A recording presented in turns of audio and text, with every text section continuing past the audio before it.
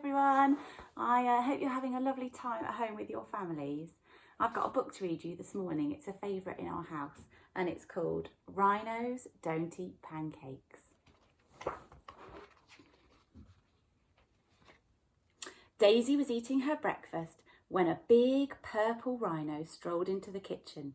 That's right, a big purple rhino. It was as big as a bus and as purple as a plum. It was also a bit peckish, so it took a chomp out of Daisy's pancake and went upstairs. "Mum, Mum," Daisy called, "there's a big—" "Tell your dad," said Mum. "He'll catch it in a mug and throw it out of the window." "Dad, Dad," said Daisy, "there's a huge—" "Shh," said Dad. "The spider can wait." "It's not a spider," Daisy shouted. "It's a big purple rhinoceros." But as usual, nobody listened. Meanwhile, the rhino made himself right at home. Daisy saw him in the hall and glimpsed him in the garden. She spied him in the bathroom and surprised him on the loo. But every time she tried to tell her parents, they'd say, "Shh, Daisy, can't you see? We're busy."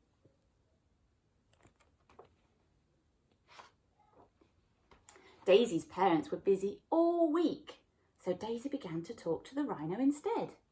Soon they became good friends. They played hoopla, made pizza together, and the rhino tickled Daisy until she thought she was going to burst.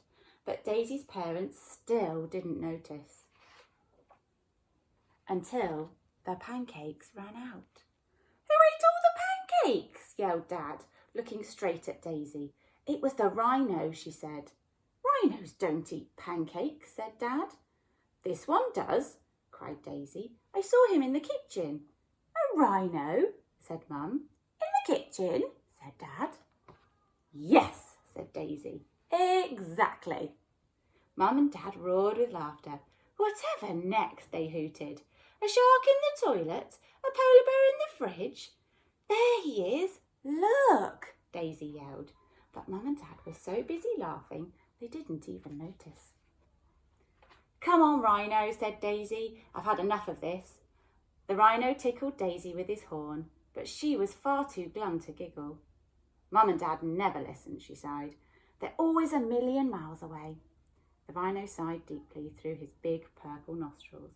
"I'm sorry, Rhino," said Daisy. "Your family are a million miles away too, aren't they?" The rhino nodded and a little lilac tear rolled down his cheek. Poor Rhino.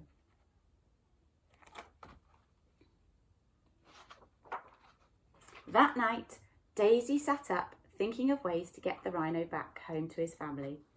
He was too heavy for a hot air balloon and too big for Daisy's rubber dinghy.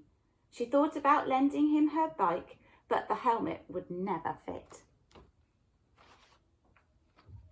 The next morning, Mum and Dad had a surprise. "We're taking you to the zoo," said Mum, "so you can see a real rhino." "What do you think of that?" grinned Dad.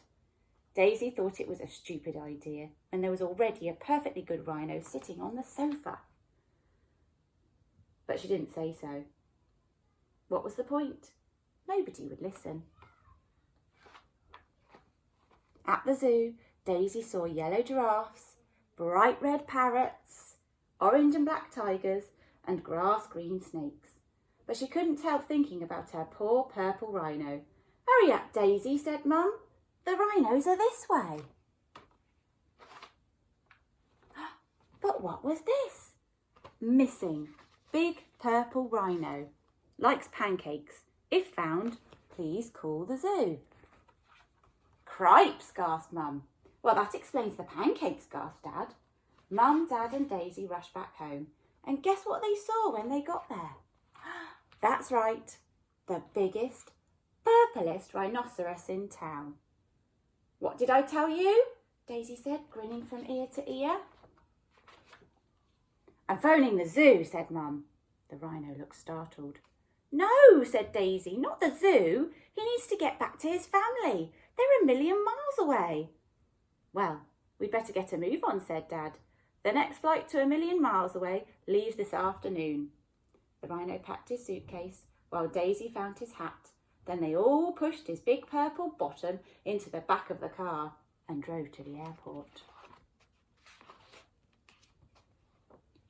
"I'll miss you," said Daisy as the rhino boarded the plane. The rhino gave her a big purple hug. He would miss her too. Back at home, Daisy began to feel lonely again. Who would listen to her now? But little did she realise that everything was about to change. "Tell us about the rhino, Daisy," said Mum. "Yes," said Dad. "Tell us about the big purple pancake-eating rhino." So Daisy told them about the hoopla and the pizza and the tickles, and guess what? They listened and listened until she had completely run out of words. It was brilliant. "Is there anything else you'd like to tell us?" asked Mum as she tucked Daisy into bed that night. Daisy looked out onto the landing. "No, that's all for now," said Daisy, smiling. "Night-night." The pink polar bear would have to wait until tomorrow. Hope you enjoyed that. Take care, everybody. Bye.